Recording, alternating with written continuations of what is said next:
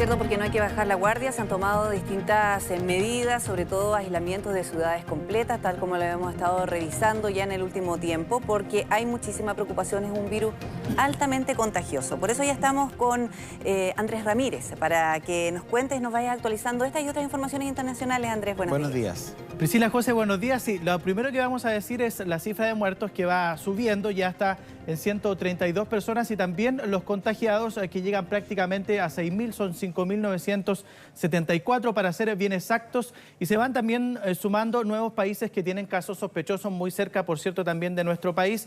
Lo decíamos ayer, Perú investiga 4 casos, ahora Paraguay acaba de anunciar también que está investigando un sospechoso.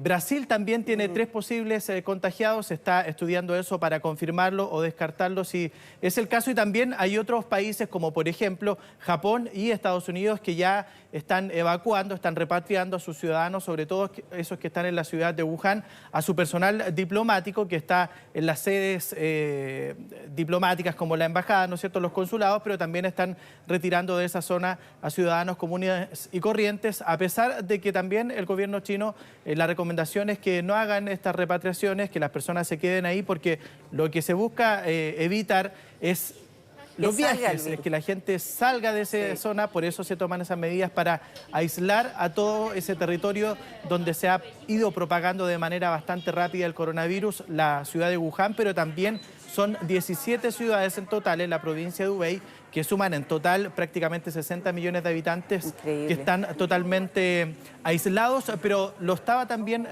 nombrando recién José. Hay ciudades que, por ejemplo, no están con tantos contagios, pero que están igual prácticamente vacías en sus calles, como la misma capital, Beijing. Tenemos imágenes de eso, por ejemplo, donde los centros comerciales, las calles están prácticamente... Ahí lo estamos viendo, o sea... Irreconocible. Eso debiera estar repleto de personas. Son mares humanos. Sí. Además, durante el Año Nuevo chino y el Año Nuevo lunar se realizan hasta... Bueno, es una cifra que entregaba ayer uno de nuestros panelistas en Mega Plus, 3.000 millones de viajes. Sí, o sea, es la mayor migración humana del planeta. Hay muchas personas que van y vienen o se mueven de una ciudad a otra. O sea, no es un ciudadano un viaje. Un ciudadano puede hacer traslados múltiples por aire o por tierra. Por lo tanto, los movimientos y las masas de personas en movimiento durante este periodo es enorme. Yo te decía que hay una crónica en el Times que es muy buena, de una mujer que vive en Hunan y que cuenta que efectivamente están encerrados en su casa, que no tienen acceso a combustible, que no pueden salir al supermercado, que la logística de la cadena de alimentos está alterada. O sea, que es como una ciudad donde ha caído una bomba atómica, la verdad es así. No hay mascarillas, ya se agotaron, los termómetros digitales también. La verdad es que es una situación tremendamente compleja, no solamente en Hunan, sino que en toda la provincia, donde viven algo así como 50 millones de personas. Hubei, claro. Pero también esto está afectando al resto del país. Veíamos recién ahí imágenes de la capital, donde prácticamente no hay gente que está circulando por sus calles, pero también tenemos imágenes de otro tema que estábamos hablando recién, que tiene que ver con las mascarillas. Por ejemplo, se hacen filas enormes en Shanghái. Tenemos imágenes de eso también, donde la gente espera bastante tiempo para poder conseguir una mascarilla. Ahí estamos viendo ya las imágenes porque se están agotando. Y sobre todo porque las mascarillas, para que sean efectivas, duran aproximadamente 2 horas. Sí, hay que ir cambiándolas. Hay que comprar más de una, claro. Por eso se agotan tan rápido, a pesar de que hemos ido viendo también cómo la producción industrial de mascarillas que hace China es tremenda, pero en un país tan grande, de 1.300 millones de habitantes, se van agotando muy, muy rápido. Exacto. Y por eso las filas que vemos ahí, no solo en la zona más afectada, en el centro de China, sino que en todo el país. Bueno, y pese a ser un país comunista, abraza el libre mercado, así que el precio de las mascarillas se han triplicado, ¿no? Poniéndolo en pesos chilenos, había una equivalencia en la prensa esta mañana. Una mascarilla podía costar 1.000 pesos, ahora llega a los 5.000. Acaba de salir un último cable de la agencia AP que dice que China confirma ya 5.974 casos, lo cual sobrepasa durante el periodo estudiado al propio SARS, pero tiene efectivamente un índice de mortalidad muchísimo menor, para dejarlo súper claro, ¿no? Pero el contagio al parecer es más rápido. Claro, el contagio puede ¿Cuándo se produce exactamente el contagio? ¿Cómo se produce el contagio? ¿Cuándo se produce? Que lo hablábamos ayer, que podía ser en el periodo de incubación de 2 a 10 días o definitivamente cuando aparecen los síntomas. Pero también tiene que ver, por ejemplo, cuando las personas, una vez que son contagiadas, el grupo de riesgo son los que son más vulnerables. Y en ese caso hablamos de los adultos mayores o las guaguas o niños con problemas respiratorios. Por eso es menor la letalidad. Claro, pero las autoridades chinas, por lo menos en las cifras que entregan de las personas fallecidas, la mayoría de ellos, sobre el 80%, tienen precisamente sobre 60 años. Claro. Y son personas con enfermedades preexistentes, diabetes, hipertensión. Claro. Son gente que tiene complicaciones de salud y que por tanto los pilla más débiles cuando se contagian con el coronavirus, que recordemos desemboca finalmente en una neumonía que les termina provocando la muerte en los casos más extremos. Es que es muy similar a una influenza. Nosotros el año pasado recién vivimos un episodio así muy dramático con numerosos casos de muertes por influenza, que el virus era muy agresivo, pero también afectando siempre a personas con este tipo de enfermedades más vulnerables. Bueno, aquí en el país el ministro Mañalich se reunió ayer con el presidente Piñera junto a la subsecretaria y también a la Seremi de Salud de la región metropolitana, Rosa Ayarse. Entregaron directrices, ¿no? En una primera etapa, el personal del aeropuerto, básicamente, del SAC, va a tener que usar mascarillas. Hay una proyección además de ciudadanos chilenos que vienen desde China o chinos que viven en Chile y fueron y regresan. Pueden ser cerca de 10.000. Exacto. Sí, es una cifra bastante alta. Y también lo decíamos que el gobierno chino está tomando las medidas o está tratando de hacer lo posible para frenar el coronavirus. Vamos a ver imágenes de ahora también cómo va el avance en la construcción de estos 2 hospitales que espera tener listo en muy poco tiempo ese país. Ahí estamos viendo el primero de ellos, que ya debiera estar completamente finalizado a inicios de la próxima semana, el 2 de febrero. Tiene que estar terminado el primero de los hospitales, que va a tener 1.000 camas, y el segundo recinto médico, que va a tener entre 1.300 y 1.500 camas. Esto es en la ciudad de Wuhan, la zona más afectada, pero hemos visto que por lo menos hasta ahora esos hospitales quizás podrían quedar cortos, podrían quedar chicos, porque ya estamos viendo, lo estaba diciendo José recién, la cifra de personas contagiadas son 5.974 y eso va a ir creciendo de manera bastante rápida, lo han reconocido las autoridades sanitarias de China y de prácticamente todo el mundo. Sí, tan fácil el contagio que se habla que puede contagiar una persona a 2 o a 1 metro de distancia.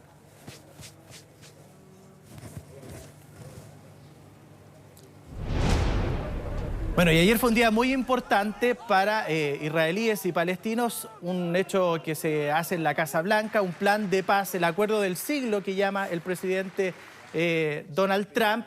Lo estamos viendo ahí acompañado solo por una de las partes, por Israel, porque los palestinos rechazan completamente este acuerdo del siglo que ha propuesto el gobierno estadounidense, que consiste básicamente en, por ejemplo, entregarle el 30% de Cisjordania a Israel, reconocer como legítimos los asentamientos judíos ahí en Cisjordania y otro tema muy importante que dice que la capital de Israel es Jerusalén de manera indivisible, ¿no es cierto?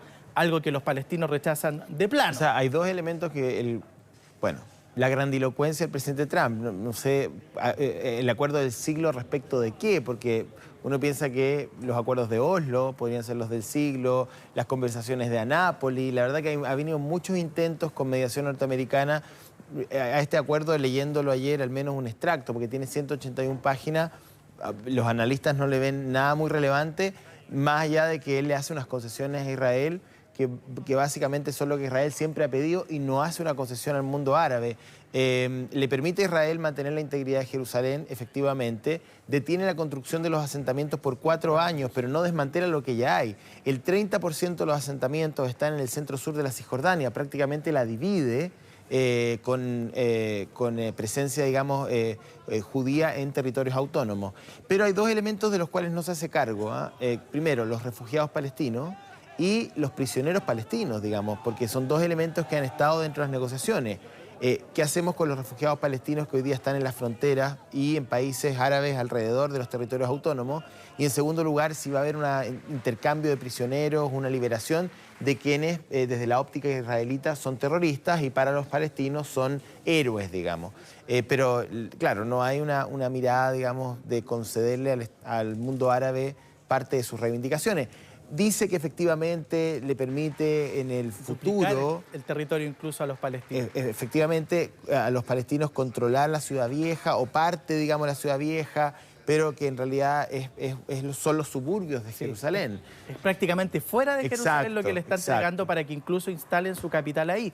Pero Jerusalén va a seguir siendo, o por lo menos es lo que propone este acuerdo impulsado por Trump, que Jerusalén siga siendo la capital indivisible de Israel, que recordemos, hace 2 años, el 2017, incluso trasladó su embajada ahí, generando, por cierto, el repudio de prácticamente toda la comunidad internacional y el rechazo de inmediato de los palestinos. Bueno, es un acuerdo que además gestó su yerno.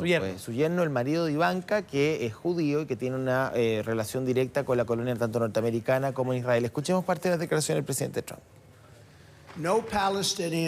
Ni israelíes ni palestinos tendrán que abandonar sus casas. Bajo esta visión, Jerusalén permanecerá como la capital indivisible de Israel.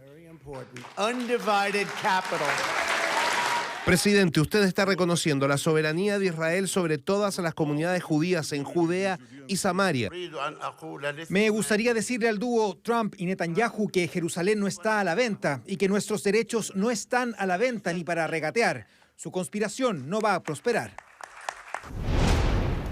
Vamos ahora a Perú porque Keiko Fujimori vuelve a la cárcel, se va a pasar otros 15 meses en prisión preventiva.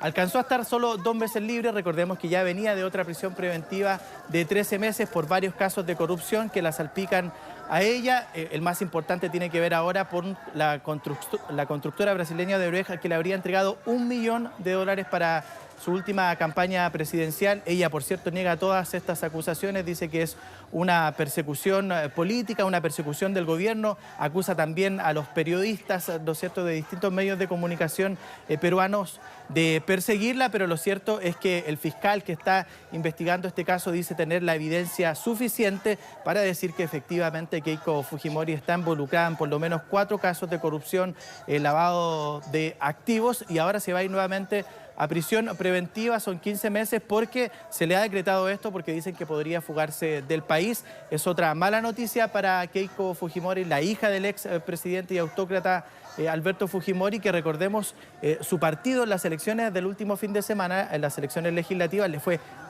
pésimo. O sea, se transformó de ser la primera fuerza política del Perú con 72 congresistas a tener solo 12, en transformarse en la 6ª fuerza política del Perú. Era el partido opositor más fuerte que existía en ese país, ahora quedó muy, muy débil y sobre todo con su figura, su máxima figura, que es Keiko, que vuelve a prisión. Ella dice que esto es todo un montaje, que es una persecución política, y es lo que vamos a escuchar ahora en las declaraciones que ella subió a sus redes sociales. Esto no es justicia. Esto es ajusticiamiento y venganza política promovidos por muchos intereses que se suman. ONGs que manipulan y chantajean al Poder Judicial. Ciertos miembros del Ministerio Público que promueven la judicialización de la política. Algunos medios y periodistas que viven de la persecución. Bueno, Jamaica y Cuba ayer tuvieron un fuerte sismo, un terremoto de 7,7 grados Richter, que se sintió no solo en esos 2 territorios, sino que también en Miami, en Yucatán, en distintas partes del Caribe. Ahí estamos viendo cómo se fueron moviendo las piscinas y eso generó también una alerta de tsunami en distintas zonas del Caribe. La gente tuvo que evacuar, por cierto, esos lugares porque el movimiento de tierra fue bastante fuerte, a pesar de que, y afortunadamente, no hubo víctimas que lamentar, tampoco daños materiales de mucha consideración, pero por cierto generó mucho miedo en toda esa zona del Caribe, que está, por cierto, acostumbrada también a este tipo de movimientos. Sí, hubo una alerta de tsunami, fue cancelada rápidamente, pero ahí vemos que la gente tuvo que salir de los edificios, de sus casas, porque el movimiento fue bastante fuerte, 7,7 grados ¿Hubo Richter. ocasión hasta en Miami? Sí, se sintió en Miami, en la provincia de Yucatán también. Bueno, ahí estamos viendo algunos de los efectos que generó este sismo. Recordemos que el Caribe se está moviendo bastante el último tiempo. Puerto Rico sufrió un terremoto hace poco, pero dicen que este es uno de los más fuertes que se ha sentido, a pesar, o sea, afortunadamente no generó tanto problema. En esa zona de 7.7. Muchas gracias, Andrés. Más miedo. Muchas gracias. Buenos días. Buenos días.